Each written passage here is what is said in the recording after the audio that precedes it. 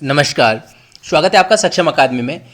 जैसे कि आपको पता है कि नवंबर माह का टेस्ट सीरीज़ का जो कोर्स है वो ऑनलाइन वो आपका शुरू हो चुका है। तो जो भी लोग पिछले जुड़े हुए थे आप लोग इससे जुड़ सकते हो। जो लोग नए हो एप्लीकेशन पे या जिन्होंने एप्लीकेशन डाउनलोड नहीं करी है वो डिस्क्रिप्शन में जाके एप्लीकेशन का लिंक है, वहाँ पर ऐप डाउनलोड कर सकते हो। जो लोग कर चुके हैं उनको आपको पता है कि ऐप के स्टोर ऑप्शन में जाके आपको क्या है कि वहाँ पर हर महीने के प्रैक्टिस सेट आपको वहाँ पर उपलब्ध होंगे, जिनका कि आप पहला टेस्ट और उसका सॉल्यूशन आपको हर कोर्स में आपको फ्री डेमो के लिए आपको वहाँ पर मिलता है।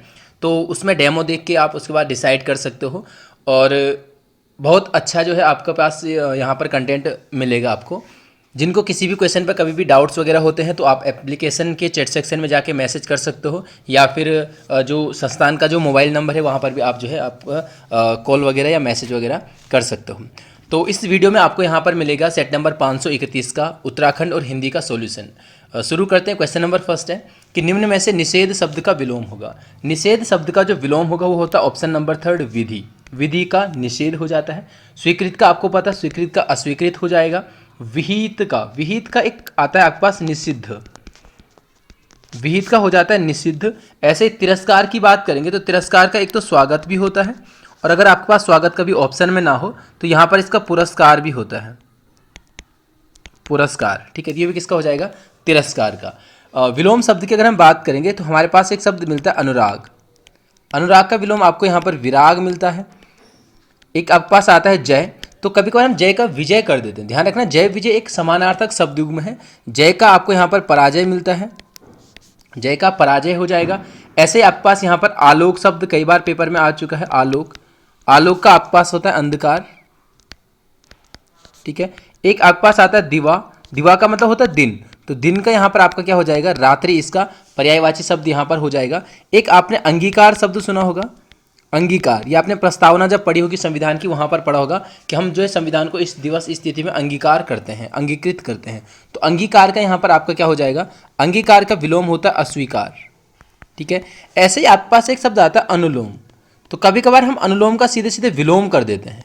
एक युग्म शब्द है, लेकिन अनुलोम के विलोम की अगर बात करेंगे तो अनुलोम का विलोम जो है प्रतिलोम हो जाता है, ठीक है। और जो विलोम शब्द स्वयं में विलोम शब्द है, इसके विलोम की बात करेंगे तो पर्यायवाची जो शब्द है या पर्यायवाची जो है वो इसका विलोम यहाँ पर हो जाता है। वैसे ही पेपर में आपका नहीं आने वाला है कभी भी, बाकी चीज़ें आपको ध्यान रखनी है, ठीक है। सेकंड पे हम चलते हैं कि मध्य रात्रि का समय के लिए एक शब्द आपके पास है, तो ये आपका यहाँ पर ऑप्शन नंबर सेकंड होता है निशीथ।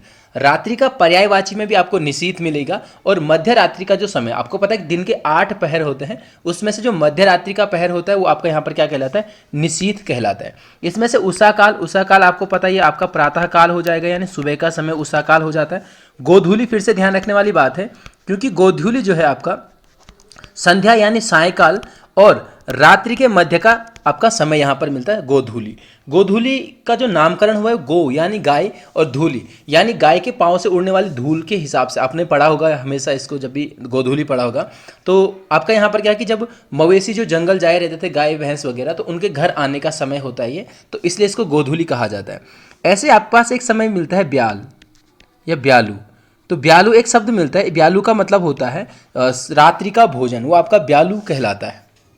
इस चीज़ को ध्यान रखेंगे। बाकी बहुत सारी चीज़ें हम जो लोग पहले से जुड़े हैं काफ़ी सारी चीज़ें देख चुके हैं। हमारे पास एक शब्द आता है अंतेवासी।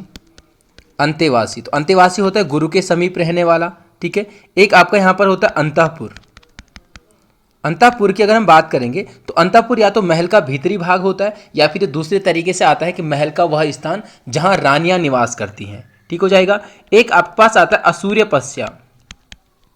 असूर्यपस्या, असूर्यपस्या उस स्त्री को कहा जाता है जिस स्त्री ने कभी सूर्य न देखा हो। अब देखो हम थोड़ा सा यहाँ पर सोचते हैं कि यार सूर्य क्यों नहीं देखा होगा। जो स्त्री हमेशा पर्दे में रहती है और इस कारण सूर्य भी न देख पाए, उसको असूर्यपस्या यहाँ पर कहा गया है। चलिए थर्ड हमारे पास है निम्न में से बिजली शब्द का पर्यायवाची शब्द नहीं है, ठीक है। क्वेश्चन को पढ़ने में गलती नहीं करनी है, ध्यान रखना इस चीज़ का। तो बिजली का पर्यायवाची यहाँ पर आपका ऑप्शन सी नहीं है, तड़ाग। पहले तो बिजली की ही बात करते हैं। दामिनी, सोदामिनी, बिजुरी। इसके अलावा बिजली में हमने देखा बिजली में आपको मिलता है विद्युत, ये तो आपको पता हो जाएगा। एक चंचला आपके पास आता है बिजली का। दूसरा आपके पास यहाँ पर आता है तड़ित। तो हो सकता है आप तड़ित और तड़ाग में कंफ्यूज हो, लेकिन नहीं होना है, ध्यान रखना। दूसरा आपके पास आता है क्षण प्रभा। अब क्षण प्रभा, एक आपके पास आता है क्षणदा। क्षणदा जो है ना ये रात्रि का होता है, और क्षण प्रभा, क्षण का मतलब एक छोटा सा समय, प्रभा का मतलब किरण। तो जब बिजली चमकती है छोटे से समय के लिए किरण आपको दिखती है, ठीक है। तड़ाग की बात करेंगे तो तड़ाग आपका यहाँ पर हो जाएगा तालाब का। तालाब में हमने पुष्कर देखा, पुष्कर में हमने तालाब के साथ साथ आसमान का भी देखा, ये आपको पता है, ठीक है। एक आपका यहाँ पर सरसी आ जाता है, सरसी मतलब तालाब। फिर से हमने सरसी रू देखा, किसका, कमल का देखा, ठीक है। सर भी आ जाता है तालाब का कभी कभार, पोखर हो जाता है तालाब का, है ना। तो ये सारी चीज़ें हैं जो तालाब के पर्यायवाची आपको मिलते हैं। नेक्स्ट चलते हैं हम क्वेश्चन नंबर 4 पे। दीवानों के कान होना का अर्थ है। इसका सही आंसर आपका यहाँ पर थर्ड था कि गुप्त बात का प्रकट होने का संदेह होना। जैसे बोलते हैं ना कि कभी कभार कुछ गुप्त बात करनी होती है तो बोलते हैं कि यार किसी को बोलना मत, दीवार के भी कान होते हैं। तो दीवार के कान होने का मतलब क्या है कि गुप्त बात का प्रकट होने का संदेह होना, गुप्त बात को प्रकट न करना, ऐसा कुछ भी नहीं है। ऐसे थोड़ा ना बोलते कि गुप्त बात को प्रकट मत करना या दीवारों के कान नहीं होते हैं, उससे कोई इसका मतलब नहीं है। उसका सीधे सीधे मतलब यहाँ पर ऑप्शन थर्ड हो जाएगा। मुहावरों की बात करेंगे तो कुछ मुहावरे आपके पास आते हैं। एक आता है सिर ओखली में देना, ये आपको पता है कि कोई व्यक्ति सिर ओखली में देगा तो वो क्या करेगा, जानबूझ के क्या करेगा, संकट मोल लेगा, ठीक है। एक छींका टूटना आता है, छींका टूटना, जैसे आपको पता ना कि एक और भी आपने पढ़ा होगा कि बिल्ली के भागों छींका फूटा या टूटा, तो मतलब अचानक लाभ होना। तो यहाँ पर आपका ये भी क्या हो जाएगा, छींका टूटना, अनायास ही लाभ होना, ठीक है। एक जीवट का आदमी, ध्यान रखना इसको, जीवट का आदमी आपके पास एक शब्द, एक मुहावरा आता है, या जीवट का आदमी होना, इसका मतलब यहाँ पर आपका साहसी व्यक्ति होना, ठीक है। एक ठकुर सुहाती आता है, ठकुर सुहाती होना या ठकुर सुहाती करना, तो इसका मीनिंग सीधे सीधे क्या है, चापलूसी करना, ठीक है। कान खड़े होना, होशियार होना हो जाता है। कान से संबंधित बहुत सारी चीज़ें आपको मिलेंगी, जैसे कि कान में तेल डालना, इसका मतलब होता है अनसुना करना, किसी बात को अनसुना करना। कान में जूं न रेंगना, किसी बात पर, इसका भी क्या हो जाएगा, अनसुना करना या किसी बात को ध्यान न देना। एक होता है आपका क्या, कान उमेटना, तो कान उमेटना का मतलब आपका शपथ लेना यहाँ पर हो जाता है। क्वेश्चन नंबर 5 है, निम्नलिखित में से शुद्ध वर्तनी। शुद्ध वर्तनी आपका ऑप्शन नंबर फर्स्ट यहाँ पर शुद्ध था, अनुसरण। अद्वितीय की बात करेंगे तो अद्वितीय इस प्रकार से हो जाएगा, अमावस्या में सा आ जाएगी, सरसों वाली अमावस्या हो जाएगा। और अंतर्धान, ध्यान रखना अंतर्ध्यान नहीं, अंतर्धान, ये आपका यहाँ पर शुद्ध हो जाता है। ऐसे ही हमने अभी पुरस्कार लिखा, तो कई बार हमें पुरस्कार बोलते हैं हम इसको, लेकिन ये पुरस्कार होगा, शुद्ध जो वर्तनी होगी वो पुरस्कार होगा, ना कि पुरस्कार। एक आपके पास शशि भूषण आता है, तो ये तो आसान है वैसे, शशि भूषण इस प्रकार से हो जाएगा। एक आपके पास आता है यहाँ पर क्या, अधोगति, तो कभी कभार हम अधोगति कर देते हैं, लेकिन ये क्या है आपका अधोगति यहाँ पर आपका हो जाता है। दूसरा हम बात करेंगे कालिदास की, तो कालिदास में छोटी ई की मात्रा आपको यहाँ पर मिलती है, कालिदास शुद्ध हो जाएगा। सुषमा की बात करेंगे, सुषमा एक शब्द है, तो सुषमा आपका इस प्रकार से आपको मिलेगा, ठीक है। एक आपको मिलता है आनुषंगिक, आनुषंगिक, ठीक है। अनुसंग था, अब आपको मैं जो लोग पहले से जुड़े मैं आपको बता चुका हूं, जब कभी भी इक प्रत्यय किसी शब्द में जुड़ता है तो उसका पहला वर्ण या पहला अक्षर जो आपका आ के मात्रा के साथ होगा उसका आ में परिवर्तन हो जाता है, कोई ई के साथ है तो उसका ए में हो जाता है, कोई ऊ के साथ है तो उसका औ में हो जाता है। एग्जाम्पल भी देखो, इस आनुषंगिक का जो मूल शब्द था वो था अनुसंग, ठीक है। अनुसंग यानी पहली मात्रा अ थी और इक प्रत्यय लगा तो आनुषंगिक। ऐसे परिवार, तो परिवार में देखो पहला पा है, पा यानी आ मात्रा के साथ है, परिवार का पारिवारिक, संस्कृति का सांस्कृतिक, रसायन का रासायनिक, है ना। ऐसे इतिहास का ऐतिहासिक हो जाता है, उद्योग का औद्योगिक यहाँ पर आप देख सकते हो, ठीक है। इसके अलावा हमारे पास कुछ शब्द आते हैं, देखो आशीर्वाद, आशीर्वाद जो है बेसिक चीज़ है, लेकिन पेपर में कभी कभार पेपर का प्रेशर ऐसा रहता है कि बहुत बार जो है चीज़ें क्या होती हैं, हम इनको आसान समझते हैं और ये आपका बहुत बड़ी परेशानी बन के वहाँ पर आ जाता है। तो किसी भी चीज़ को आपने आसान नहीं समझना है। शिक्षक किसी शब्द का उच्चारण करते समय किसी एक अक्षर पर अन्य अक्षरों की अपेक्षा अधिक बल दिया जाना कहलाता है। ये हो जाता है आपका बलाघात। देखो निपात में किसी अक्षर पर नहीं जोर लगता है, निपात में जोर लगेगा शब्द पर, और वो शब्द आपका क्या होना चाहिए, एक अव्यय शब्द होना चाहिए, वो आपका चेंज किसी भी स्थिति में नहीं होना चाहिए। निपात में देखो अव्यय के अंतर्गत आपको आता है, जैसे माना एक शब्द आता है आप ही जाओगे, वहां पर आपने क्या किया, पूरे वाक्य में ही पर ज्यादा जोर दिया। अब आप बोलोगे ये तो अक्षर है, लेकिन एक शब्द के रूप में भी तो पूरा प्रयोग हो रहा है, ठीक है। आप ही जाओगे, तो इस ही ने क्या किया, यहाँ पर ये चेंज नहीं होगा कभी भी। लेकिन बलाघात क्या होता है, जैसे हमने एक शब्द लिखा घर, तो देखो मैंने घर, घ घ पे ज्यादा जोड़ दिया, रा तो ऐसे ही उच्चारण करते करते उसका समापन हो गया, घर। ठीक है, तो घा पर क्या है, इसकी अपेक्षा ज्यादा जोर है। देखो अनुतान क्या होता है, अनुतान होता है उच्चारण में जो उतार चढ़ाव होता है, उच्चारण में होने वाला जो उतार चढ़ाव होगा वो आपका अनुतान कहलाता है। अनुतान देखो कैसे होगा, माना हमारे पास एक वाक्य है, मोहन घर जाएगा, मोहन घर जाएगा। मैंने इसको सिंपल बोला कि मोहन घर जाएगा, यानी पूर्ण विराम में बोला, ये आपका सामान्य वाक्य बन गया। अगर मैं इसको इसी वाक्य को मैं क्वेश्चन पूछ के भी तो बोल सकता हूं, मोहन घर जाएगा, मोहन घर जाएगा। तो वहां पर क्या है, मैंने इसी वाक्य को दूसरे तरीके से उसके उच्चारण में दोनों स्थिति में क्या हुआ, परिवर्तन हुआ। तीसरा मैं इसको आश्चर्यचकित होकर भी बोल सकता हूं, मोहन घर जाएगा, मतलब क्या है वहां पर मोहन घर जाएगा, एक आश्चर्यचकित होकर आपकी ये बात यहां पर बताई जा रही है।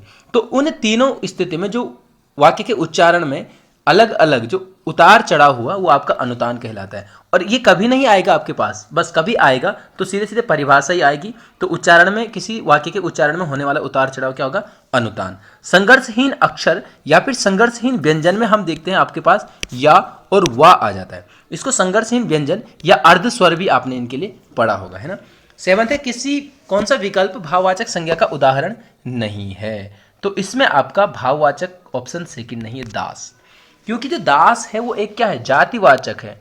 दास के अंतर्गत बहुत सारे दास हो सकते हैं। पशुता एक जो मूल शब्द है पशु, पशु एक जातिवाचक है, इससे बना है पशुता। ध्यान रखना, किसी पेपर में या कहीं पर मैं पढ़ रहा था पशु का विशेषण में परिवर्तन कैसे होगा। तो पशु का विशेषण में बहुत सारे लोगों ने पशुता पशुता वहां पर कर रखा था या पशुत्व कर रखा था। तो जो पशु का विशेषण होगा वो आपका पार्श्विक होगा, यानी पशु से संबंधित। ठीक हो जाएगा। ऐसे दास का अगर मैं यहां पर क्या करूं, दासता करूं, तो दास शब्द तो जातिवाचक हो गया। दासता क्या है, एक भाव है, यह आपका भाववाचक संज्ञा हो जाएगी। सेवा एक भाव है, और ऐसे में अगर सेवा का सेवक कर दूं तो ये आपका क्या हो जाएगा, यहां पर जातिवाचक हो जाएगा। अध्यापन आपका एक भाववाचक है, अध्यापन का मैं अगर अध्यापक कर दूं तो ये आपको पता है फिर से अध्यापक क्या होगा, एक जातिवाचक हो जाएगा, है ना। बहुत सारी चीजें ऐसे भी आती हैं जो आपके पास क्या विशेषण है, और विशेषण से जो आपका भाववाचक संज्ञा या संज्ञा बनती है। जैसे हमारे पास एक शब्द है वीर, वीर क्या है, एक विशेषण आपके पास है, गुणवाचक विशेषण है। इसका मैं अगर वीरता कर दूं तो ये आपका जातिवाचक संज्ञा भाववाचक संज्ञा आपका यहां पर बन गया।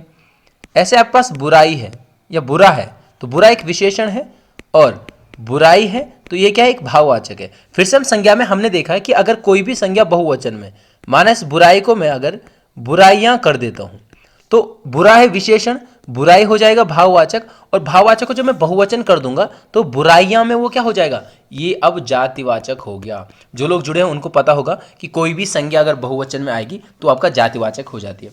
ऐसे ही मीठा का विशेषण आपका मीठा का आपका मिठास हो जाएगा, जो भाववाचक संज्ञा हो जाएगी, है ना। तो संज्ञाओं का परिवर्तन आपका होता रहता है। एट्थ है, स्त्रीलिंग शब्द आपको यहाँ पर बताना है, तो इसमें से ऑप्शन नंबर 4 कोयल आपका हमेशा स्त्रीलिंग में आ जाएगा। केस, अच्छा केस या अच्छे केस, वैसे केस तो बहुवचन में आएगा, और अच्छा होगा हमेशा क्या होगा, पुल्लिंग में होगा।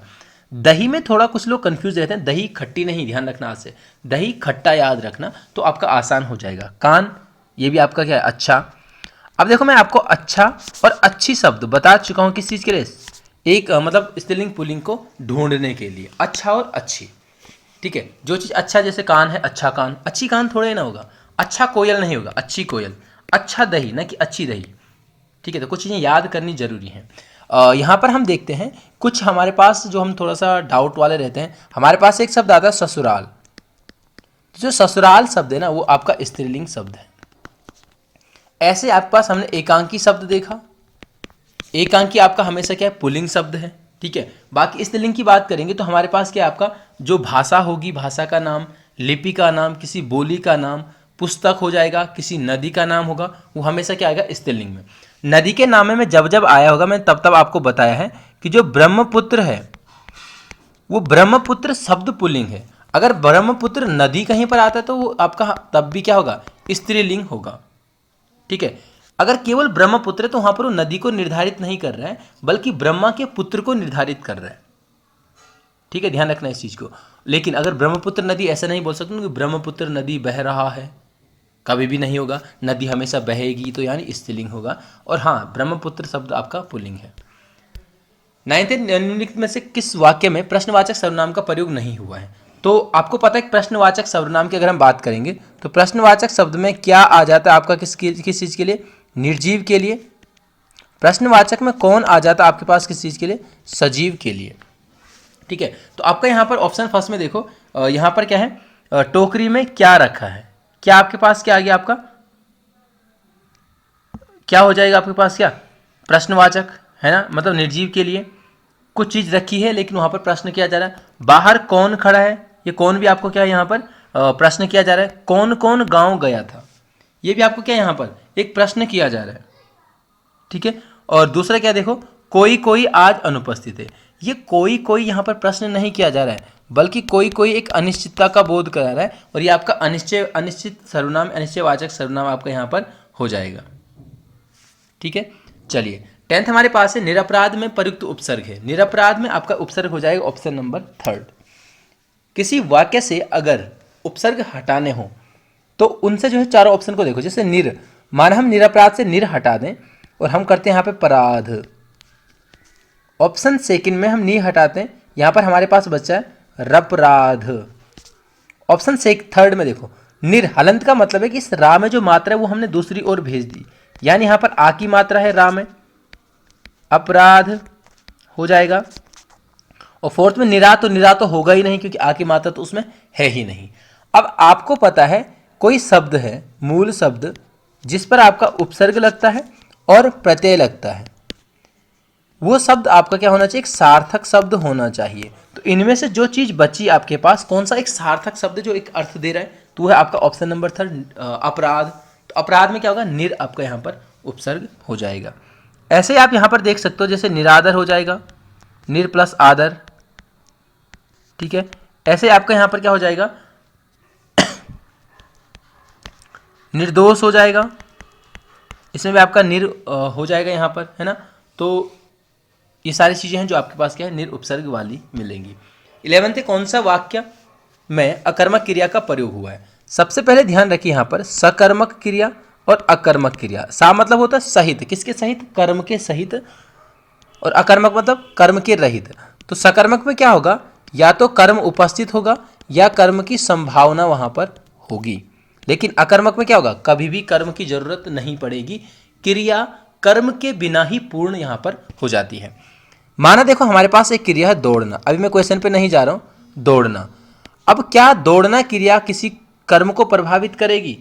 कभी भी नहीं करेगी। यहाँ पर क्या है? आपको क्या दौड़ा या क्या दौड़ा कुछ पता नहीं चल रहा है। सामान्यतः आप कर्म को, क्या और किसको, इसका जवाब लेके ढूंढ सकते हो।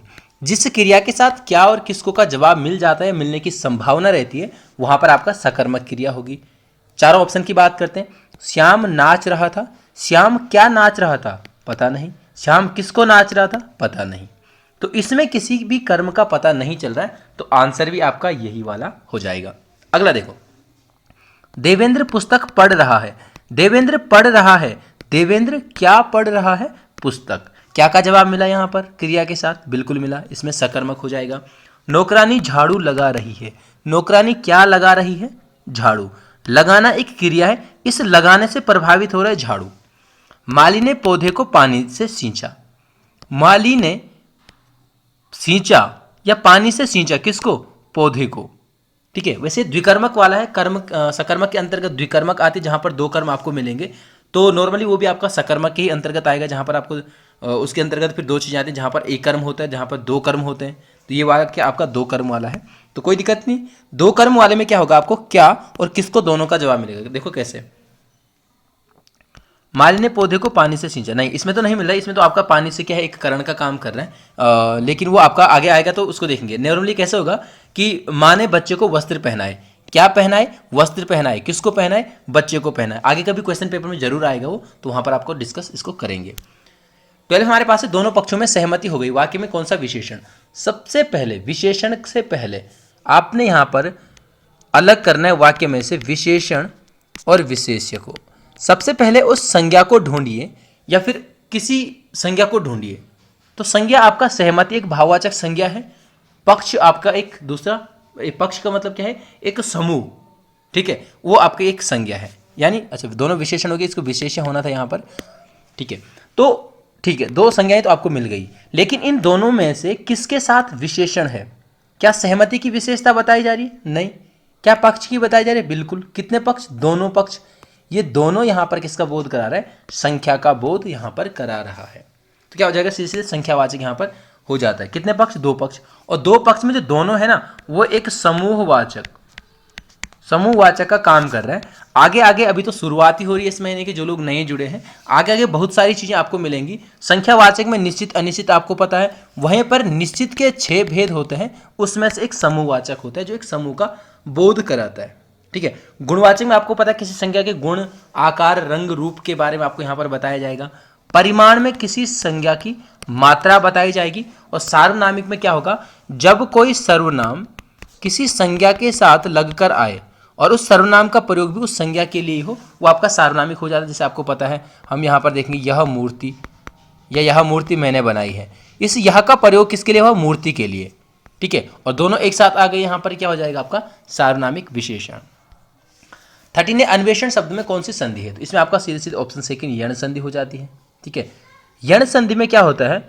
अगर ई या ई के बाद अगर कोई भिन्न स्वर आपको मिलता है तो उसके बाद वहाँ पर या बन जाता है, और या में जो मात्रा होगी वो उस भिन्न स्वर के हिसाब से होगी। ऐसे ही ऊ या ऊ के बाद अगर यहाँ पर आपका भिन्न स्वर आता है तो ये वाह हलंत बनकर वाह में भी मात्रा भिन्न स्वर के हिसाब से। अगर री के बाद कोई भिन्न स्वर आता है तो वो आपका यहाँ पर रा बना देता है। फिलहाल इस अन्वेषण को तोड़ेंगे तो हमारे पास अन्वेषण का मिलता है अनु प्लस एषण। ठीक हो जाएगा। ना तो यहां पर वाह है, ना यहां पर वाह है, संधि स्थल पर वाह का निर्माण होता है यण संधि में। फिर भी इसकी संधि करके देखते हैं। तो संधि आपको पता है, ये तो अक्षर है, अक्षर की संधि नहीं होगी बल्कि किसकी होगी? वर्ण की। यानी हम इसका वर्ण विच्छेद करेंगे। नो में ना हलंत प्लस आ बचा, यानी ऊ बचा। यहां पर ऊ का मेल होगा किससे? भिन्न स्वर ए से। ऊ का मेल हुआ भिन्न स्वर ए से, बना आपका वाह। और मात्रा किसके हिसाब से बताया मैंने? भिन्न स्वर, यानी ए है तो ए की मात्रा यहां पर हो जाएगी। तभी आपका अन्वेषण यहां पर बन गया है। ठीक है। चलिए 14 सुरेश अरुण के लिए मिठाई लाया, वाक्य में कौन सा कारक है? इसमें आपका कारक देखो, सुरेश अरुण के लिए मिठाई लाया। जहां पर किसी क्रिया का समापन या किसी क्रिया को किसी दूसरे के हित में समाप्त किया जाता है, वहां पर आपका क्या हो जाएगा? संप्रदान। सीधे सीधे हम क्या देखते हैं? देने का भाव, या फिर किसी दूसरे के हित में कार्य करना। ठीक है। करण आपको पता है, करण हो जाएगा क्रिया का साधन, और आपको यहाँ पर से या द्वारा आपको यहाँ पर करण के क्या मिलते हैं? कारक चिन्ह मिलते हैं। अधिकरण में मैं, पे, पर, वैसे मैं और पर ज्यादातर आते हैं। इसमें क्या होगा? अधिकरण में किसी क्रिया की निश्चितता का बोध होता है। जहां पर क्या होगा? क्रिया की निश्चितता का बोध, क्रिया की निश्चितता का बोध होगा, यानी क्रिया का निर्धारण होगा। वो होगा किसी समय पर हो सकता है, किसी स्थान पर हो सकता है, किसी अवसर पर हो सकता है, या किसी दिशा पर आपका यहाँ पर हो सकता है, किसी तिथि को भी हो सकता है। कैसे? देखो, कक्षा 2 बजे होगी, कक्षा का निश्चितता, कक्षा का निर्धारण है, कक्षा निश्चित है कब होगी? 2 बजे, किसी समय पर निर्धारित है। मोहन छत में खेलता है, कहाँ खेलता है? किसी स्थान विशेष पर वो क्रिया, उसका खेलना निश्चित है। मैं दीपावली पर घर गया था, मैं घर गया था एक क्रिया है, वो क्रिया किस अवसर पर क्या है? कंफर्म है, दीपावली पर निश्चित है। सूर्य पूर्व में उगता है, किसी दिशा पर किसी क्रिया का निश्चित होना। 11 जुलाई को जनसंख्या दिवस मनाया जाता है, जनसंख्या दिवस मनाया जाना एक क्रिया है और किसी तिथि पर, यानी 11 जुलाई को वो क्या है? निश्चित है या निर्धारित है। तो ये सारी चीजें अधिकरण में। और अपादान में ध्यान रखना, बहुत सारी चीजें आती हैं। तुलना आता है, आपका अलगाव का भाव आता है, ईर्ष्या, प्रेम, घृणा, द्वेष, डर या भय, शर्म, लज्जा, किसी से मांगना। देखो, देना हमने संप्रदान में देखा, अगर किसी से मांगना आता है तो वो आपका क्या हो जाएगा? अपादान। जैसे मोहन ने सुरेश से पुस्तक मांगी। दूसरी एक छोटी सी चीज है, अपादान में हमेशा से होगा, मतलब अगर किसी में से कारक चिन्ह नहीं है तो वो कभी भी अपादान नहीं होगा, ये ध्यान रखना। अब होता दोनों में है, करण में साधन के रूप में होगा, अपादान में आपने देखा कि अलगाव, तुलना, किसी से मांगना, डर या शर्म या लज्जा, इन सभी भाव में आपका क्या होगा? अपादान हो जाएगा। 15 है जड़ अनेकार्थक शब्द का, तो इसका तो दोनों दोनों हो जाएगा। जड़ का मूर्ख भी होता है, जड़ का मूल भी आपका यहाँ पर हो जाएगा, ज़्यादा कुछ है नहीं। 16 है छादन का विलोम शब्द है। छादन का होता है प्रकाशन, जैसे आतप है, आतप का निरातप हो जाता है, ठीक है। और ऑप्शन फोर्थ की बात करेंगे चाटुकार की, तो चाटुकार का यहाँ पर स्वाभिमानी, चाटुकार का यहाँ पर स्वाभिमानी क्या हो जाता है, विलोम शब्द हो जाएगा। बाकी विलोम तो हम देख ही चुके हैं। 17 आता है, जान पड़ता नेत्र देख बड़े बड़े, हीरकों में गोल नीलम हैं जड़े, में कौन सा अलंकार है, इसमें हो जाएगा उत्प्रेक्षा। उत्प्रेक्षा में क्या होता है, उपमेय में उपमान की संभावना, उपमेय में उपमान की संभावना, और संभावनात्मक शब्द या उपमेय उपमान के साथ संभावनात्मक शब्द होंगे, जैसे आपका मानो, जानो,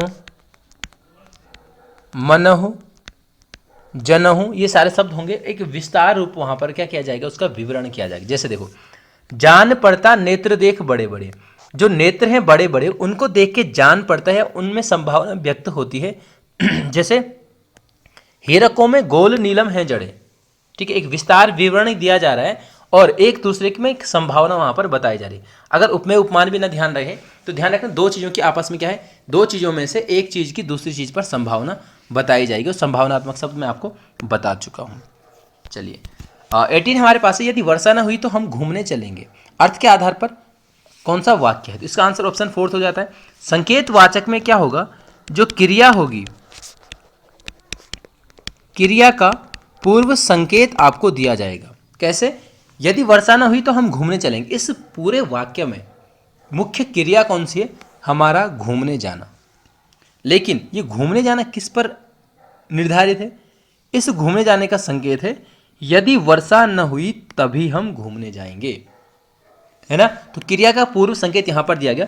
दूसरी चीज, अगर यदि तो कहीं पर भी आ गया तो सीधे सीधे संकेतवाचक। विधानवाचक या निश्चयवाचक, जो चीज निश्चित है, जैसे आपका हवा चल रही है, नदी बह रही है, मोहन स्कूल जा रहा है, तो वो चीज़ आपका निश्चित है, तो विधान में। प्रश्न सबसे आसान है। इच्छा में आपका बद दुआएं, दुआएं, मनोकामनाएं, शुभ कामनाएं, जैसे आप बोलते हो ना कि आपकी यात्रा मंगलमय हो, वो भी आपका इच्छा में आ जाएगा। दूसरा आपका यहाँ पर चाहिए शब्द भी ज़्यादातर इच्छा में ही आता है। 19 है काव्य और कला नामक निबंध संग्रह, इसके लेखक आपका जयशंकर प्रसाद। फिलहाल आगे चलो। 20 है आपके पास काठ का सपना रचना के रचनाकार, तो काठ का सपना आपका यहाँ पर गजानंद माधव मुक्तिबोध का है। रचनाओं के लिए मैं आपको पता है कि पीडीएफ आपको दे चुका हूँ, जो लोग किसी ने व्हाट्सएप पे मांगी है, किसी ने आपको एप्लीकेशन से डाउनलोड करी होगी। जो लोग इस महीने नए हैं, ध्यान रखना, एप्लीकेशन आप खोलोगे, एप्लीकेशन का होम पेज खुलेगा, उसमें आपका यहाँ पर 3 डॉट 3 लाइनें मिलेंगी, जो साइड मेन्यू इसको बोला जाता है। वहाँ पर जाके आप टच करोगे, उसको खोलोगे, तो यहाँ पर आपको एक क्या मिलेगा, फ्री स्टडी मटेरियल करके एक ऑप्शन मिलता है। उसके अंदर जाओगे तो आपको बहुत सारी पीडीएफ वहाँ पर मिलेंगी। उसमें से आपका कुछ जांच आयोग है, कुछ आपका उत्तराखंड की जल विद्युत परियोजनाओं की पीडीएफ है 4-5, ऐसे आपका एनसीईआरटी की वहाँ पर क्या है रचनाएं भी आपको एक लिमिटेड रचनाएं मैं दे चुका हूँ। और पेपर में आपको पता है कि सारी चीज़ें वहीं से थी, परसों का जो पेपर भी हुआ गणित सहायक का, तो जो रचनाएं पूछी गई थी वो सारी उसी से आपको मिल जाएंगी, ठीक है। तो वहाँ से आप इसको डाउनलोड कर सकते हो। फिलहाल आगे चलते हैं। उत्तराखंड पर शासन करने वाला प्रथम राजनीतिक वंश, या राजनीतिक वंश की जगह कभी कभार केवल क्या आता है, राजनीतिक शक्ति कौन सी थी, तो वो था आपका ऑप्शन नंबर फर्स्ट कुनिंद। देखो इनके बारे में ज़्यादा जानकारी नहीं मिलती है। कत्यूरी को यहाँ पर ऐतिहासिक माना गया है। ऐतिहासिक का मतलब होता है, ऐतिहासिक में उस वंश को रखा जाता है जिस वंश के बारे में कुछ न कुछ इतिहास से संबंधित जानकारियाँ, उसका विवरण मिला है। तो कत्यूरी शासकों में आपको पता है बहुत सारी चीज़ें मिलती है, किसी ने भूमि दान दी थी, किसी ने मंदिर बनवाए थे, है ना, ये सारी चीज़ें। कुनिंद की बात करेंगे तो कुनिंद की केवल कुछ मुद्राएं या कुनिंद के सिक्के मिलते हैं, ठीक है। सबसे पहले आपको मिलता है अमोघ भूति प्रकार के सिक्के। अमोघ भूति प्रकार के सिक्के 1834 के आसपास कैप्टन कोटले के द्वारा खोजे गए हैं। जो कैप्टन कोटले हैं, इनको जो है ऊपरी गंगा जो नहर है हरिद्वार से कानपुर तक, उसका सर्वेक्षण का जिम्मा इनको सौंपा गया था। तो इन्होंने हरिद्वार, इधर देहरादून, सहारनपुर क्षेत्र में आपका क्या पाए, कुछ मुद्राएं यहाँ पर आपको इन्होंने पाई हैं, जिन पर अमोघ भूति से महामना ऐसा कुछ लिखा हुआ था, तो वो अमोघ भूति की मानी गई। दूसरा मिलता है अल्मोड़ा प्रकार की मुद्राएं। 1914 के आसपास कुल 58 मुद्राएं यहाँ पर खोजी गई, जिसमें कुल 8 शासकों के नाम अंकित मिलते हैं। और आपको पता है कि 2016 में ब्रिटेन के अल्बर्ट संग्रहालय में भी यहाँ पर से कुछ मुद्राएं यहाँ पर रखी गई हैं। किसी एक शासक की नहीं मिले, जैसे हमने देखा 8 शासकों का, तो एक सिक्का है माना, उस पर क्या है 2-3 शासकों के वंशक्रम लिखे हुए हैं, 2-3 शासकों के नाम एक वंशक्रम के हिसाब से, तो उसको एक शासक का न मानकर सीधे अल्मोड़ा क्षेत्र से मिली है, तो अल्मोड़ा प्रकार की कहा गया। और तीसरा मिलता है चत्रेश्वर प्रकार की मुद्राएं। तीसरा मिलता है चतुरेश्वर प्रकार की मुद्राएं, जिसमें केवल चतुरेश्वर महामना लिखा गया। अब यहाँ पर थोड़ा सा और चीज़ें हैं, जैसे अमोघ भूति है, इसको सबसे शक्तिशाली शासक माना गया है, और इसने उत्तर काशी के देवढुंगा स्थल से, उत्तर काशी के देवढुंगा से इसकी जो है यज्ञ वेदिकाएं प्राप्त हुई हैं। यज्ञ वेदिकाएं में हमने जगत ग्राम की यज्ञ वेदिकाएं पढ़ी, जिसको हम बाड़ावाला की यज्ञ वेदिकाएं भी पढ़ते हैं। आपका सील वर्मन की है, जो आपका पौण वंश का शासक था, आपको पता है। और दूसरा देवढुंगा की यज्ञ वेदिकाएं अगर कभी आती हैं तो अमोघ भूति के काल की वो मिलती हैं। ठीक है, चलिए बाकी आपको पता परमार के बारे में। परमार तो आपको पता कि आपको 888 भी मिलता है, 688 भी मिलता है। इसकी स्थापना आपका की गई थी किसके द्वारा? कनकपाल के द्वारा। गोरखाओं के बारे में आपको पता है कि 1790 में कुमाऊं पर अधिकार हुआ, 91 में गढ़वाल पर पहला आक्रमण होता है, फिर 92 में लंगूरगढ़ की संधि होती है, गोरखा वापस जाते हैं, और जो 1803 में भूकंप वगैरह जो आता है, या 51 52 1795 का जो अकाल होता है, उसका फ़ायदा उठाकर वो फिर से 1803 में यहाँ पर आते हैं। और आपको पता है कि 14 मई 1804 को जब प्रद्युम्न शाह को वीरगति प्राप्त हो जाती है, तो उसके बाद कुमाऊं के साथ साथ गढ़वाल पर भी गोरखा आधिपत्य स्थापित हो जाता है। फिलहाल आगे चलते हैं। 22 है विनोग माउंटेन कोयल वन्यजीव विहार स्थित, यह आपका मसूरी में 93 का है, 1993। वन्यजीव विहार की बात करेंगे तो सबसे पहले हमें गोविंद मिलता है 1955 का, उसके बाद हमें केदारनाथ 72 का मिलता है, अस्कोट मिलता है आपका यहाँ पर कितना 86 का, 87 में सोना नदी है, 88 में आपको विंसर मिलता है, 93 में ये हो गया। उसके बाद आपको 2012 में दो चीज़ें मिलती हैं, एक तो मिलता है नंदौर और दूसरा मिलता है पवलगढ़। कभी कभार हम नंदौर को 2015 कर देते हैं, जबकि 2015 की अगर हम बात करेंगे तो 2015 में आपका क्या है? नैना देवी, और नैना देवी पक्षी विहार है, ध्यान रखना, नैना देवी पक्षी विहार। इसका दूसरा नाम मैंने आपको पंगोट किलवरी बताया था, पंगोट किलवरी पक्षी विहार। ठीक है, तो कभी नैना देवी के नाम से ना आए, पंगोट किलवरी के नाम से आए, पंगोट एक पक्षी का नाम है, तो वहाँ पर आपको ये मिलता है। दूसरा आसन बैराज की बात करेंगे तो जो बैराज है, जो जलाशय है, 1967 में बना है, ये पेपर में आ चुका है। 2005 में इसको संरक्षित क्षेत्र घोषित किया गया, और अक्टूबर 2020 में इसको रामसर क्षेत्र के अंतर्गत पहली साइट है उत्तराखंड की जो रामसर की शर्तों को पूरा करती है, तो ये आपका यहाँ पर जोड़ा गया। देश की कुल 38वें नंबर की है रामसर साइट। ठीक है, 23 निम्नलिखित में से कौन सा भाग में पाताल तोड़ उत्सुत कुएं? ये आपका तराई भाग में मिलता है। तराई भाग सबसे उपजाऊ क्षेत्र माना जाता है, धान की खेती के लिए काफ़ी फेमस यहाँ पर आपको मिलता है। और आपको पता है कि जो बाहर के लोग आपको मिलता है, बंगाल पंजाब के लोग यहाँ पर क्या है, उद्योग करने भी यहाँ पर आपको मिलते हैं। तराई का जो विस्तार की बात करेंगे तो तराई का विस्तार आपको सबसे ज़्यादा यूएसएन में मिलता है। पूर्व में शारदा नदी से लेकर जो काली नदी है वहाँ से लेकर आपका पश्चिम में फीका नदी तक, ये भी आपका उधम सिंह नगर में, इस बीच का क्षेत्र आपका तराई के अंतर्गत आता है। भाबर है आपका, तो जहाँ पर पर्वतीय क्षेत्र समाप्त होकर उबड़ खाबड़ जो क्षेत्र है मैदान और पर्वत के बीच में, वो आपका भाबर कहलाता है। यहाँ पर कृषि नाम मात्र की होती है। शिवालिक की विशेषताओं की बात करेंगे तो एक तो सबसे ज़्यादा पर्यटक स्थल शिवालिक में है। अगर हिल स्टेशन यानी पर्वतीय पर्यटक स्थल की बात करेंगे तब जाके आपको मध्य हिमालय मिल जाता है, ठीक हो जाएगा। दूसरा, शिवालिक में आपको पता है कि जीवाश्म की उपस्थिति यहाँ पर आपको मिलती है। आपका यहाँ पर क्या है तक सर्वाधिक औसतन वर्षा की मात्रा भी आपका शिवालिक यानी बाह्य हिमालय भी इसी को कहा जाता है, इसमें मिलती है। और शिवालिक जो है आपका हिमालय की सबसे नवीनतम श्रृंखला भी आपको मिलती है। 24 है किसे भारत का वाटर बैंक कहा जाता है, तो ये आपका हिमालय हो जाएगा। नदियों को करेंगे अगर तो जरूरी नहीं कि सभी नदियाँ आपका हिमालय से निकलती हैं, आपको पता है ना। दूसरी चीज़, वाटर बैंक नदियों को नहीं बल्कि हिमालय को आपका मेनली यहाँ पर कहा जाता है। चलो ज़्यादा इसमें कुछ डिस्कस करने लायक वैसे है नहीं। 25 है निम्नलिखित में से कौन सा आभूषण नाक में नहीं पहना जाता है? इसमें है झांवर। झांवर झिंवरा जो है ना आपका पैर में पहना जाता है। नाक की बात करेंगे तो ये तो आपको पता है बुलांक, बुलांक में आपका एक विसार भी आता है। दूसरा आपका एक यहाँ पर आता है बिड, ये भी आपका नाक में हो जाएगा, है ना। ये सारे नाक के आभूषण आपको मिलते हैं, ठीक है। बाकी आभूषणों की बात करेंगे, अगर पैर की ही फिलहाल बात करते हैं तो पैर में आपका क्या मिलता है? अमृति तार यहाँ पर आपको पैर में मिलता है। पैर में आपका पोलिया मिलते हैं, ठीक है। बाकी और भी बहुत सारी चीज़ें आपको हैं, जैसे आपका पैर में सुधमन मिलता है ना। चलिए गोरख की बात करेंगे तो कान में हो जाता है। ऐसे गोखले आप अगर बात करेंगे तो गोखले हो जाता है आपको कहाँ पर? गोखले हो जाएगा बाजू में। एक पौंछी आता है, तो पौंछी अगर बात करेंगे तो ये आपका हाथ में हो जाएगा। और पौंटा की बात करेंगे ना तो पौंटा भी आपका कहाँ पर है? पैर में हो जाएगा। चलिए होता रहेगा आगे फिलहाल। 26 है नागनाथ मंदिर कुमाऊं वास्तुकला का अनुपम उदाहरण है, यह स्थित है, यह आपका चंपावत में स्थित है नागनाथ मंदिर।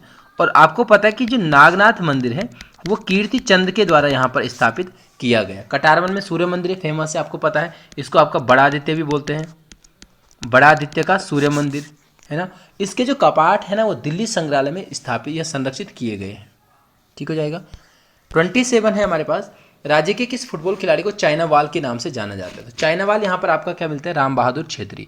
इसको इस प्रकार से याद रखते हो, चा से चाइना वाल, छा से छेत्री, अगर याद रखना है। बाकी त्रिलोक सिंह बसेड़ा की बात करेंगे तो त्रिलोक सिंह बसेड़ा को आपको यहाँ पर क्या कहा जाता है, आपका मतलब इनको भी कुछ वाल, हाँ आयरन, ठीक है, आयरन वाल कहा जाता है भारतीय फुटबॉल में, आयरन वाल। बाकी ऑप्शन सी रमेश सिंह रावत तो नहीं है फिलहाल यहाँ पे, लेकिन सबाली बानू, सानू नहीं है, सबाली बानू है। सबाली बानू आपका टेबल टेनिस से संबंधित आपको मिलते हैं।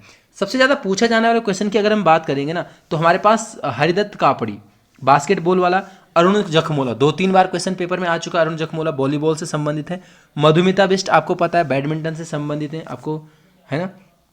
चलिए 28 जिम कार्बेट का जन्म किस वर्ष हुआ था। जिम कार्बेट का जन्म आपको मिलता है 1875 में, 25 जुलाई 1875 को इनका जन्म होता है और अप्रैल 1955 में इनका देहांत होता है। आयरिश मूल के यहाँ पर आपको मिलते हैं और पर्यावरण से इनको जो है काफ़ी लगाव यहाँ पर होता है। और आपको पता कि जो एक शूटर भी आपका ही फेमस यहाँ पर आपको मिलते हैं, जितने भी इन्होंने बाघ मारे उन पर एक रचना लिखी है, यात्रा वृतांत या फिर संस्मरण टाइप में आप बोल सकते हो। जैसे एक रुद्रप्रयाग का आदमखोर बाघ हो जाता है, आपका मैन ईटर्स ऑफ कुमाऊं हो जाता है, मैन ईटर्स ऑफ इंडिया हो जाता है, और साथ साथ में एक temple tiger and more man eaters of Kumaon करके भी इनकी रचना है। और उस टेम्पल टाइगर जो रचना है उसमें आपका बाराही देवी मंदिर जो टेम्पल है ना, वो बाराही देवी मंदिर का जिक्र वहाँ पर आपको मिलता है। इनकी एक रचना यहाँ पर माई इंडिया मिलती है जो आपको याद रखना है।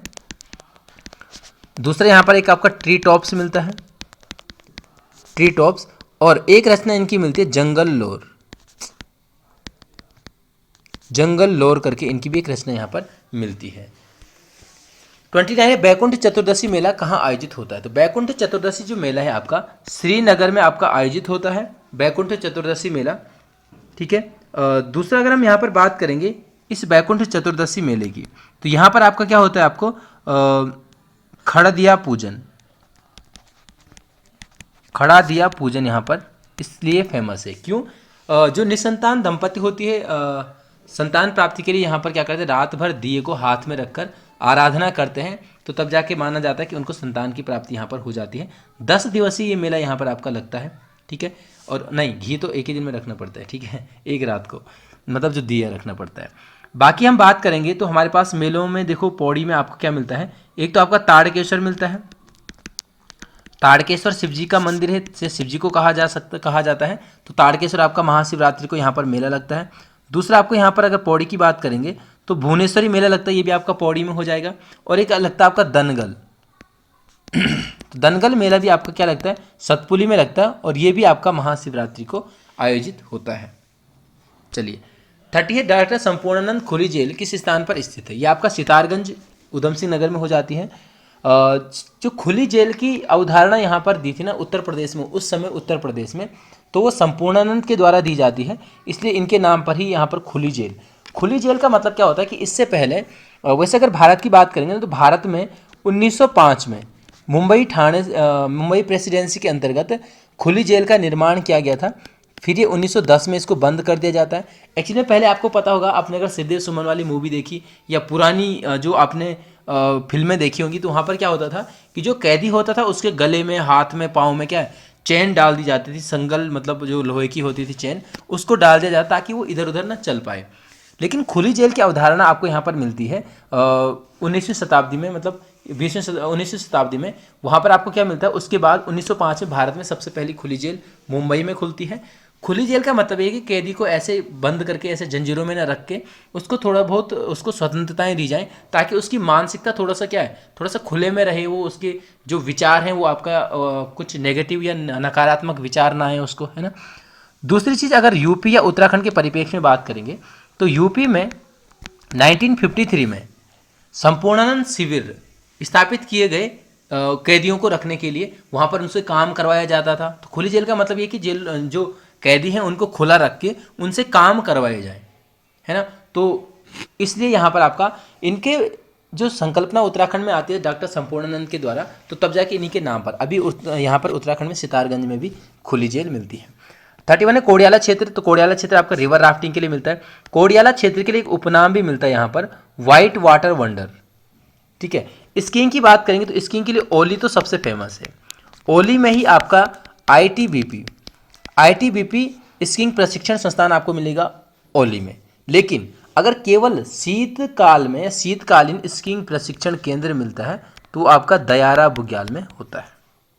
ठीक है, चलो ओली की बात करेंगे तो ओली में आपको पता है कि 2011 में सबसे पहले यहाँ पर क्या हो गया, आपका विंटर सेफ गेम्स का आयोजन यहाँ पर होता है। वैसे तो 1987 में भी आपने देखा होगा गढ़वाल मंडल विकास निगम के द्वारा यहाँ पर शीत महोत्सव का आयोजन किया गया है। 83 से 93 तक यहाँ पर आपका रोपवे का निर्माण होता है, ये भी आपने पढ़ा है कई बार, है ना। 32 है जागर का संबंधित, जो जागर का संबंध स्थानीय देवी देवता से है। अब देखो जागर की बात करेंगे तो जागर में दो चीज़ें हो, सबसे पहले ध्यान रखना जो जागर है वो एक प्रकार का आह्वान गीत है। जागर लग के देवता ही तो आता है ना, देवता को पुकारने वाला आह्वान गीत यहाँ पर आपको मिलता है। दूसरा ध्यान रखना जो जागर है उसमें जो है जो व्यक्ति जिस पर देवता अवतरित होता है उसको दंडरिया कहा जाता है। ठीक है, बाकी जो दूसरा है वो आपको मतलब जो सामान्यतः अगर जिस व्यक्ति पर देवता अवतरित होता है उसको आपको पता है क्या कहा जाता है, पसवा यहाँ पर कहा जाता है। चलिए नेक्स्ट हमारे पास 33 बीज बचाओ आंदोलन के प्रणेता, तो आपका विजय जड़धारी यहाँ पर आपको मिल जाते हैं। सुंदरलाल बहुगुणा की बात करेंगे तो सुंदरलाल बहुगुणा आपका 1927 में इनका जन्म होता है टिहरी जनपद में, है ना। और 1985 में आपको पता पर्यावरण के क्षेत्र में इनको वृक्ष मानव पुरस्कार से भी सम्मानित किया जाता है। सुंदरलाल बहुगुणा की बात करेंगे तो ये आपका विनोबा भावे का जो आंदोलन था भूदान आंदोलन उससे भी जुड़े हुए यहाँ पर इनको जो है पाया जाता है। 34 है किस धार्मिक यात्रा की शुरुआत गौरीकुंड से पैदल, तो ये आपका केदारनाथ आपको पता है। अच्छा कपाट बंद हो गए अभी हाल ही में, तो भैया दूज में यहाँ पर कपाट बंद होते हैं। दूसरी चीज़ यहाँ पर आपको ध्यान रखनी है, जो केदारनाथ के कपाट खुलने की तिथि निर्धारित होती है वो होती है शिवरात्रि को, जो शिवरात्रि पर्व होता है उस दिन निर्धारित किया जाता है। बद्रीनाथ के जो कपाट होते हैं वो फिक्स किया जाता है कब, बसंत पंचमी को। देखो इन दिनों खुलते नहीं है बल्कि इन दिनों खुलने की तिथि निर्धारित होती है। गंगोत्री यमुनोत्री को अक्षय तृतीया। ठीक है, अब आपको पता केदारनाथ की जो शीतकालीन पूजा होती है ओंकारेश्वर मंदिर उखीमठ में होती है। बद्रीनाथ की पूजा जोशीमठ के आपका जो नरसिंह मंदिर वहाँ पर होती है। गंगा जो है आपका गंगोत्री का जो शीतकालीन आवास है वो मुखवा गांव में आपको यहाँ पर मिलता है। ठीक है, और जो यमुनोत्री है तो यमुनोत्री का आपको कहाँ पर है, खड़साली गाँव के सोमेश्वर देवालय में आपको यहाँ पर मिलता है। ठीक है, चलिए 35 है कर्णपुर या करणपुर नगर की स्थापना, तो करणपुर नगर की स्थापना यहाँ पर आपका ऑप्शन सेकंड रानी कर्णावती के बाद कर्णावती के द्वारा आता है। महिपति शाह की रानी थी कर्णावती, और अगर संरक्षिका की बात करेंगे तो पृथ्वीपति शाह की संरक्षिका का यहाँ पर इनके संरक्षिका के रूप में इन्होंने यहाँ पर क्या किया है, शासन किया है। कर्णावती की बात करेंगे तो कर्णावती की तुलना जो है आपका गोंडवाना रानी दुर्गावती से की जाती है, सबसे पहले ध्यान रखना। दूसरा एक सांबरी ग्रंथ के बारे में आप लोगों ने पढ़ा होगा जो आपका क्या था, ज्योतिष विद्या से संबंधित था, तो सांवरी ग्रंथ में भी इनका जिक्र मिलता है। अजयपाल का भी मिलता है, इनका भी कर्णावती का भी मिलता है। दूसरा कर्णावती ने जब आपको पता है कि यहाँ पर मुगल आक्रमण जो हुआ था तो उसमें जब मुगलों को हराया था या पराजित किया था, जब मुगल वापस गए थे तो देहरादून पे अधिकार करके इन्होंने देहरादून में मवालस्यु मंदिर बनाया, मवालस्यु महादेव मंदिर। ठीक है, देहरादून में तालाब नहरों का निर्माण किया, राजपुर नहर आपने पढ़ी होगी देहरादून में कर्णावती के समय आपको यहाँ पर मिलती है। दूसरा जो देहरादून की राजधानी उस समय नवादा को माना जाता था, नवादा को निर्धारित किया गया था। नवादा में राजभवन बनवाया गया, किसके द्वारा, कर्णावती के द्वारा। 36 यदुवंशी पंवार राजवंशी परतजा व तनवार राज्य की किस जनजाति की उपजातियां हैं, ये आपका बोक्सा जाति की मिलती हैं। थारू जनजाति की अगर हम बात करेंगे तो इनके कुछ गोत्र मिलते हैं, उनमें से बस नॉर्मली आपको बड़वायक ही ध्यान रखना, क्योंकि सबसे जो बड़ा यहाँ पर सबसे बड़ा जो आपका गोत्र मिलता है वो मिलता है बड़वायक। वैसे आपने बट्टा पढ़ा होगा, मेहता, डहेत, इनके बारे में पढ़ा होगा। राजी की बात करेंगे तो राजी के बारे में ऐसे ज़्यादा कुछ नहीं मिलता है। वन रौत या वन राउत, वन राजी इनको कहा जाता है, या जंगल के राजा भी आपने परीक्षा वाणी में पढ़ा होगा।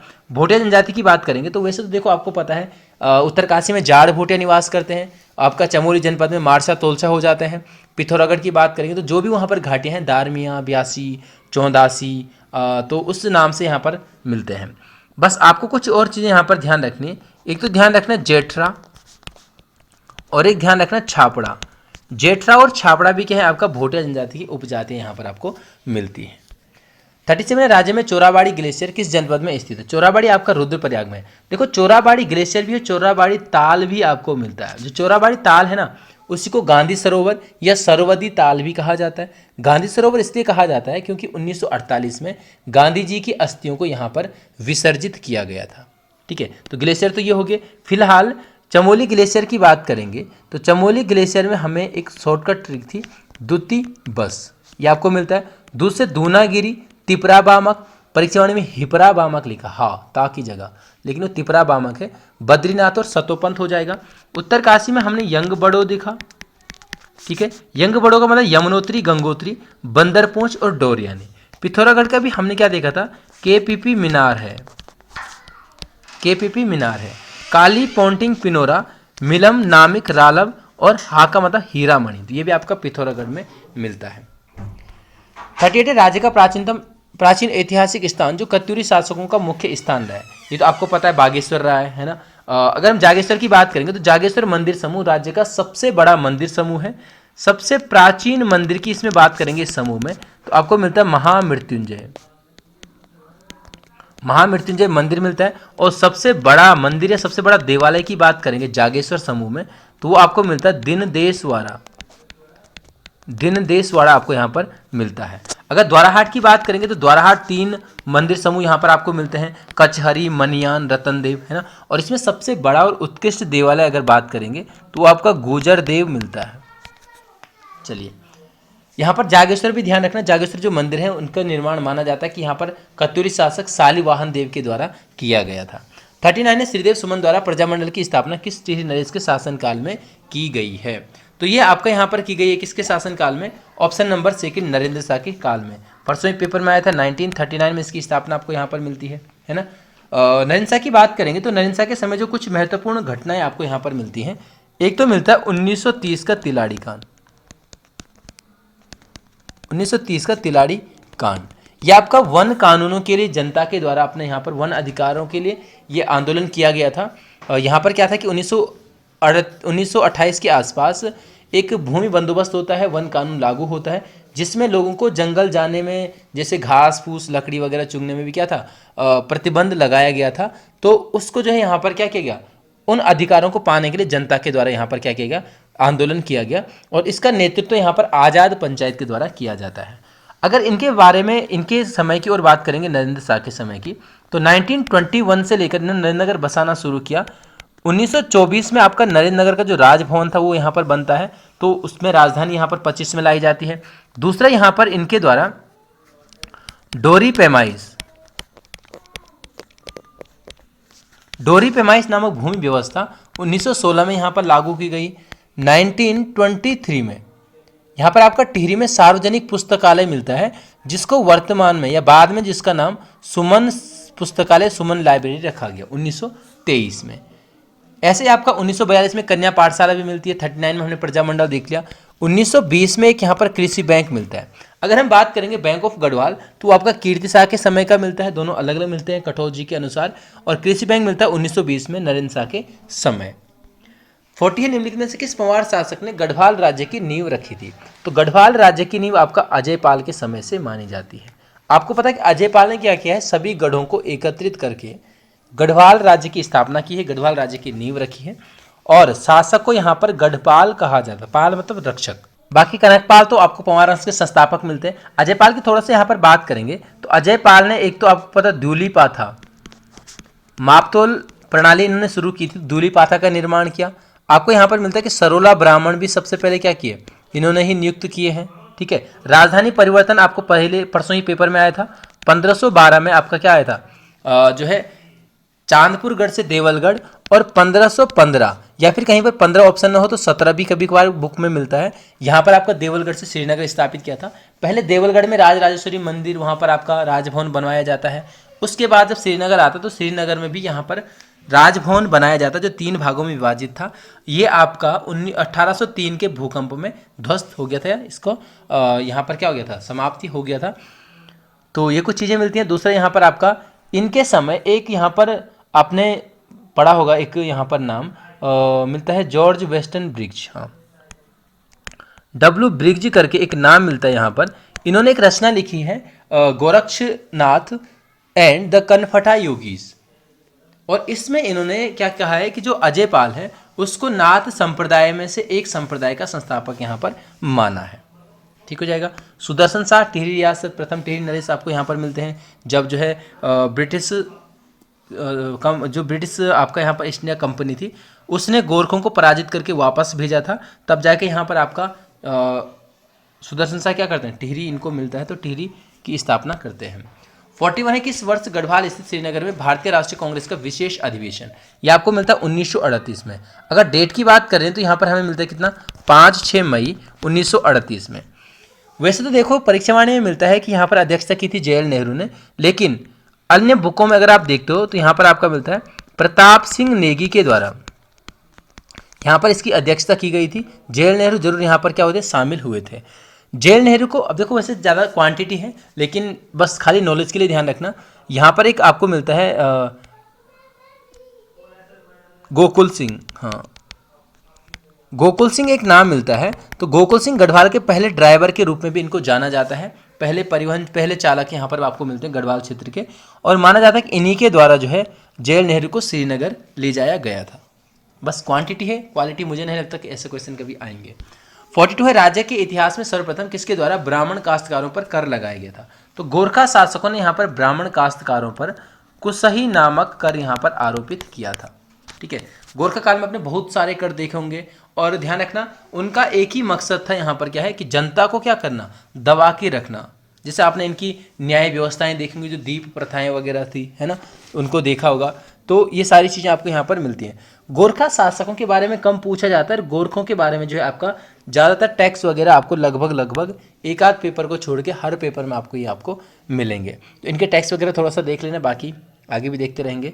43 निम्नलिखित में कौन सा स्थान रामगंगा नहर का उद्भव स्थान है। रामगंगा नहर का उद्भव स्थान यहाँ पर मिलता है कालागढ़। राज्य में सबसे प्राचीन जो नहर आपको मिलती है वो मिलती है आपका हरिद्वार से कानपुर तक। अभी हमने इसका जिक्र भी किया था पहले। 1842 से लेकर 53 के आसपास ये बनकर तैयार होती है, ऊपरी गंगा नहर के रूप में जिसको जाना जाता है। और एक आपका मिलता है शारदा नहर, तो शारदा नहर 1928 के आसपास, हाँ 1928 की आपको मिलती है। 44 राज्य में क्षेत्रीय मिट्टी अन्वेषण प्रयोगशाला स्थित है, तो रुद्रपुर उधम सिंह नगर में आपको यहाँ पर ये मिलता है। देहरादून की बात करेंगे तो देहरादून में बहुत सारे संस्थान आपको मिलते हैं। IDPL आपका यहाँ IDPL वैसे वीरभद्र में आपका यहाँ पर आता है देहरादून जनपद में। दूसरा यहाँ पर आपका डील मिलता है, आपको यहाँ पर मिलता है क्या, ONGC मिलता है देहरादून में। एक आपका यहाँ पर मिलता है भूमिगत जल या भूजल सर्वेक्षण, तो भूजल से कहीं पर भी आता है अगर, तो भूमिगत जल से सीधे सीधे क्या हो जाएगा, देहरादून। ठीक है, हरिद्वार में आपने भेल देखा है ना। नैनीताल की बात करेंगे तो नैनीताल में बहुत सारी चीज़ें, जैसे आप भीमताल में ले लो तो भीमताल में आपको क्या है, टेलीफोन एवं इलेक्ट्रॉनिक एवं टेलीफोन फैक्ट्री यहाँ पर आपको मिलती है भीमताल में। और नैनीताल के भीमताल में ही आपको राष्ट्रीय शीतजल मत्स्यिकी अनुसंधान केंद्र, आगे हम इसको पढ़ेंगे। तो बहुत सारी चीज़ें आपको यहाँ पर मिलती हैं। 45 राज्य के किस जनपद में 10वें सिख गुरु गोविंद सिंह ने तपस्या की थी। तो माना जाता है कि चमोली में इन्होंने तपस्या की थी, और इसी को ढूंढते ढूंढते 1930 में इस झील की खोज आपका होती है। कौन सी, जो हेमकुंड झील आपको यहाँ पर मिलती है, लोकपाल झील मिलती है। 1930 में झील की खोज होती है हेमकुंड की, और 1936 में यहाँ पर आपका सोहन सिंह मोहन सिंह के द्वारा गुरुद्वारा स्थापित किया जाता है। किसी पेपर में पहले UKPSC जो आपका हरिद्वार वाला आयोग है, वहाँ पर क्वेश्चन आया है कि विश्व में सर्वाधिक ऊंचाई पर स्थित गुरुद्वारा, तो वो आपका चमोली जनपद वाला ही गुरुद्वारा मिलता है। यहाँ पर वैसे आपको पता है कि लक्ष्मण जी की तपस्या स्थल भी है। और इसका प्राचीन नाम की बात करेंगे तो इसका प्राचीन नाम आपको क्या मिलता है, दंड पुष्करणी तीर्थ। दंड पुष्करणी तीर्थ यहाँ पर आपको मिलता है, कहाँ पर, हेमकुंड का प्राचीन नाम, स्कंद पुराण में ये जिक्र यहाँ पर किया गया है। 46 से वीणाचंद के पश्चात विभाजित हुए चंद साम्राज्य को एकत्रित करने में सफलता हासिल की। तो वीणाचंद के बाद साम्राज्य विभाजित हो जाता है। आपको पता है कि वीणाचंद एक विलासी प्रवृत्ति का राजा आपको यहाँ पर मिलता है। इसके बाद वीरचंद आता है, जब आपका अशोकचल वगैरह का आक्रमण यहाँ पर हो जाता है, तो धीरे धीरे ये आपका बंट जाता है। बाद में थोहरचंद क्या करता है, इसको फिर से एकत्र करने में क्या सफलता हासिल करता है। इसीलिए आपको पता होगा कि जो थोहरचंद है, बहुत सारे बुकों में थोहरचंद को ही संस्थापक माना गया चंद वंश का। ठीक है, तो चलिए 47 है, तालेश्वर लघु जल विद्युत परियोजना किस जनपद में स्थित है? तालेश्वर आपका पिथौरागढ़ जनपद में हो जाएगा, ऑप्शन नंबर 4 में। बाकी देखो पिथौरागढ़ में बहुत सारी परियोजनाएं हैं आपका। यहाँ पर हमने देखा क्या, एक उर्थिंग परियोजना यहाँ पर मिलती है, उर्थिंग। ठीक है, तालेश्वर यहाँ पर आपका हो गई। एक परियोजना की हम अगर बात करेंगे तो देखो परियोजना की पीडीएफ भी मैं आपको बता चुका हूँ, जहाँ पर आपको फ्री स्टडी मटेरियल में मिलेगा, वहाँ पर आपको राज्य की सारी पीडीएफ मिलेंगी। परसों के ही पेपर में एक 82 परियोजना आई थी। कई बार इसको जो लोग पहले से जुड़े हैं, कई बार हमने देखा यमुना नदी पर है देहरादून में, लेकिन 82 बहुत सारे लोग जो है आपका जो चमोली रुद्रप्रयाग जाते होंगे, घर जाते होंगे, तो 82 आपका ऋषिकेश से ऊपर भी मिलता है रास्ते में, है ना। तो बहुत सारे लोग उसके चलते इसको गलत कर सकते हैं, लेकिन 82 आपका देहरादून जनपद में मिलता है। बाकी तो बहुत सारी चीज़ें हैं, आपको उसमें मिल जाएंगी पीडीएफ वगैरह में या फिर आगे के पेपरों में। 48 है, कोट भ्रामरी देवी का मंदिर। कोट भ्रामरी देवी आपका कहाँ पर है? बागेश्वर में। इसी मंदिर को कोट भ्रामरी या कोट माई के रूप में जाना जाता है। ठीक है, हमने कोट माहेश्वरी देखा रुद्रप्रयाग में, कोट कांगड़ा देवी देखा आपका कहाँ पर? अल्मोड़ा जनपद में। ठीक है, ऐसे हमने देखो हरियाली देवी मंदिर आपका हरि पर्वत पर है रुद्रप्रयाग में। रुद्रप्रयाग में क्रौंच पर्वत पर आपका मिलता है कौन सा? कार्तिक स्वामी मंदिर भी आपको यहाँ पर मिलता है ना। पिथौरागढ़ की बात करेंगे तो पिथौरागढ़ में हमें आपका क्या मिलता है? एक हत्या देवालय मिलता है, जो आपका बाज बहादुर चंद के द्वारा स्थापित किया गया है। ठीक है, चलिए फिलहाल 49 पे, किस स्थल में भेड़ प्रजनन केंद्र? तो ये आपका चालियाखोड़ में मिलता है भेड़ प्रजनन केंद्र। जनपद की बात करेंगे तो रुद्रप्रयाग में स्थित है। भीमताल में अभी हमने देखा राष्ट्रीय शीतजल मत्स्य अनुसंधान केंद्र मिलता है। बैरांगना में भी आपका क्या मिलता है? मत्स्य प्रजनन केंद्र, मत्स्य प्रजनन केंद्र। और जो बैरांगना है ना, ये चमोली जनपद में स्थित आपको यहाँ पर मिलता है। कल्डियानी की बात करेंगे तो कल्डियानी में 1910 में टिहरी नरेश, जो 1910 में आपको पता कीर्ति साथ है, उनके द्वारा यहाँ पर आपका ट्राउट मछली पालन केंद्र, ट्राउट मछली पालन केंद्र यहाँ पर स्थापित किया गया है। कल्याणी की बात करेंगे तो उस समय टिहरी रियासत में था, वर्तमान में टिहरी नहीं सॉरी उत्तरकाशी जनपद में आपको मिलता है। 50 है, अस्कोट आराकोट यात्रा का आयोजन। अस्कोट आराकोट यात्रा का आयोजन किया जाता है पहाड़ संस्था के द्वारा। देखो पहाड़ संस्था की बात करेंगे तो पहाड़ संस्था की स्थापना 1973 में होती है। ये यात्रा आपको पता है कि 1974 से प्रत्येक 10 वर्ष के अंतराल में आयोजित होती है, और 1973 में अगर हम +10 करेंगे यानी 1983, तो यहाँ पर आपका पहाड़ पत्रिका भी शुरू होती है ना। और पहाड़ पत्रिका में हमने देखा, पहाड़ पत्रिका हो या पहाड़ संस्था हो, शेखर पाठक के द्वारा स्थापित की गई है। पहाड़ पत्रिका आपका नैनीताल से है। इसको हमने 1979 देखा, और परीक्षावाणी में 82 या 83 ऐसा भी दिया हुआ है। तो ये इसका पंजीकरण डेट है, अगर 82-83 नहीं आता है तो 1979 में इसकी स्थापना होती है अनिल जोशी के द्वारा। और हार्क की बात करेंगे तो इसकी फुल फॉर्म कभी आ सकती है हिमालयन एक्शन रिसर्च सेंटर। ये आपका 1988 में देहरादून में किसके द्वारा? महेंद्र कुंवर के द्वारा स्थापित की गई है। 51 है, कौन सा विकल्प सही सुमेलित नहीं है? तो ये आपका ऑप्शन 4 सुमेलित नहीं है। जो बनकोट है वो आपका पिथौरागढ़ में स्थित है। और बनकोट की बात करेंगे तो यहाँ पर आपका 8 ताम्र मानव आकृतियाँ प्राप्त हुई, यानी ताम्र संस्कृति से संबंधित आपको एक क्षेत्र मिलता है, जिसका उत्खनन, जिसकी खोज 1989 में MP जोशी, महेश्वरी प्रसाद जोशी ऐसे इनका पूरा नाम मिलता है, MP जोशी के द्वारा किया गया। MP जोशी द्वारा ही अल्मोड़ा का लाखो गुफा की भी खोज की गई है, ये भी आपको पता है। हुडली उत्तरकाशी में हो गया, और हुडली में आपका नीले रंग मिलते हैं। ऐसे ही उत्तरकाशी का ठडुंगा भी मिलता है, जिसमें आपका क्या है, यहाँ पर काले रंग के शैलचित्र आपको यहाँ पर प्राप्त होते हैं। अच्छा, थोड़ा सा ताम्र संस्कृति के बारे में देख लेंगे। एक तो आपका पिथौरागढ़ बनकोट में हो गया, दूसरा आपका नैनी पाटन मिलता है। नैनी पाटन भी आपका पिथौरागढ़ में है। 1999 में यहाँ से 5 ताम्र मानव आकृतियाँ प्राप्त होती हैं। और दूसरा आपको, तीसरा चीज़ आपको पता है,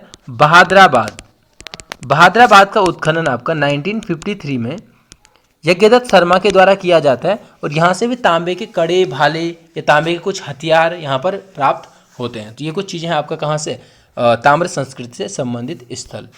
बावना टिहरी राज्य का पहला प्राथमिक विद्यालय 1883 में, तो ये आपको पता है प्रताप शाह के द्वारा यहाँ पर अंग्रेजी शिक्षा का प्रारंभ किया जाता है। और प्रताप शाह के द्वारा बहुत सारी चीज़ें आपको यहाँ पर मिलती हैं।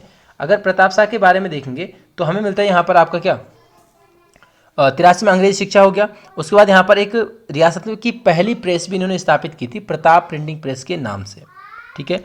1873 में इन्होंने जूला पैमाइश, अभी हमने डोरी पैमाइश देखा 1916 में नरेंद्र शाह के समय, यहाँ पर आपका इनके द्वारा जूला पैमाइश आती है। जूला एक मापन था, यहाँ पर भूमि मापन की इकाई, उसको इकाई मानकर भूमि बंदोबस्त किया है। दूसरा, टिहरी रियासत को 22 पट्टियों में विभाजित किया गया है। हमने 4 पुलिस विभाग की स्थापना देखी और साथ में 4 थाने, आपका रवाई क्षेत्र में, आपका टकनौर क्षेत्र में, आपका देवप्रयाग में और चीला में 4 थाने भी इनके द्वारा स्थापित किए गए हैं। इसके अलावा जो आपका टिहरी मसूरी या टिहरी श्रीनगर जो मार्ग था उसका निर्माण भी इन्होंने यहाँ पर किया है, ठीक हो जाएगा।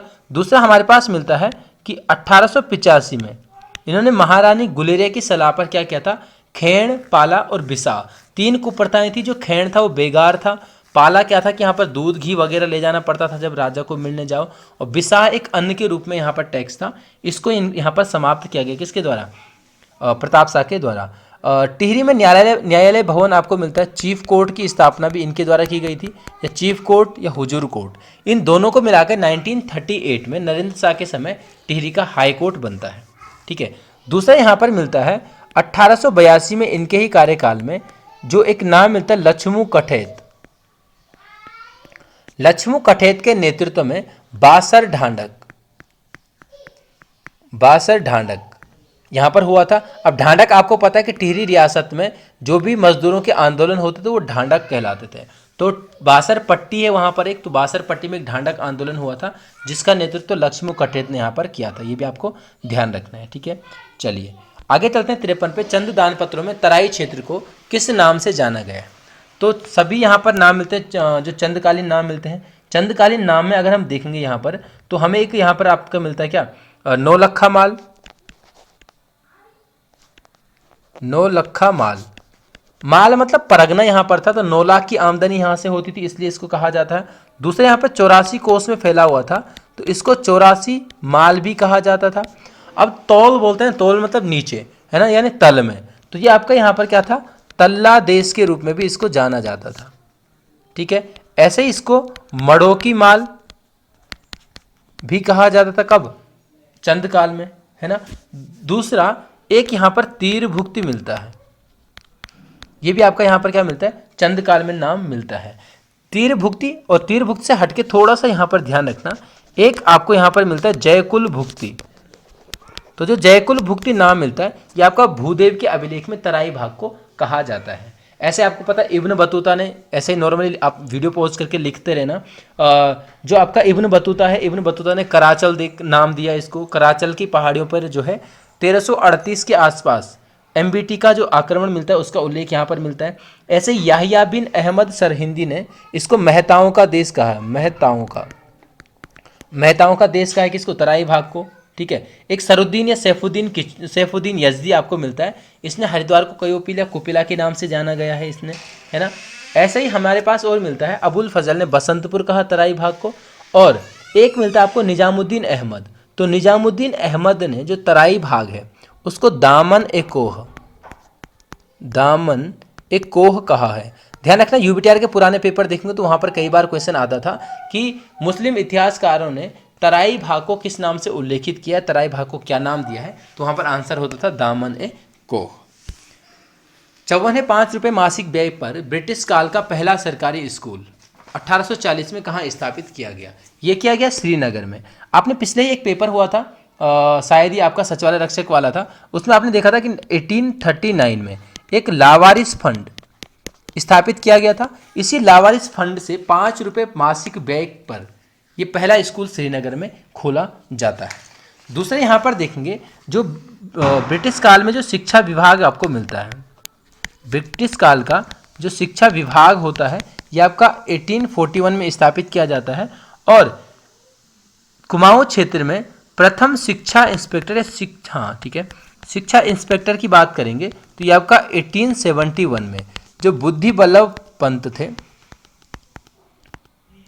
बुद्धि बल्लभ पंत, इनको यहाँ पर नियुक्त किया जाता है। ठीक है। अगर कुमाऊं क्षेत्र में अंग्रेजी शिक्षा का प्रारंभ की बात करेंगे तो आपका 1844, ये तो आपका गढ़वाल में था ना, कहाँ पर, श्रीनगर में। 1844 में कुमाऊं क्षेत्र में अंग्रेजी शिक्षा का प्रारंभ माना जाता है एक मिशन स्कूल के द्वारा, और इस मिशन स्कूल को बाद में 1871 में रेमजे स्कूल, रेमजे कॉलेज के नाम से स्थापित किया गया है। 55 है, अल्मोड़ा के भद्रेश्वर में पहली रामलीला किस वर्ष हुई थी? तो भद्रेश्वर में पहली रामलीला आपको 1860 में मिलती है। उसके बाद 1906 में चिरंजीलाल शाह के द्वारा जो आपका हुक्का क्लब यहाँ पर स्थापित किया जाता है। कुमाऊं क्षेत्र का आपको पता है प्रथम आपका क्या था, सांस्कृतिक क्लब था। इसके द्वारा फिर यहाँ पर बहुत सारी जगहों पर मतलब कुमाऊं क्षेत्र में रामलीला का मंचन किया गया है। चलिए, तो ये था आपके पास उत्तराखंड और हिंदी का सॉल्यूशन। मिलेंगे अगर आपका अगली वीडियो में। धन्यवाद।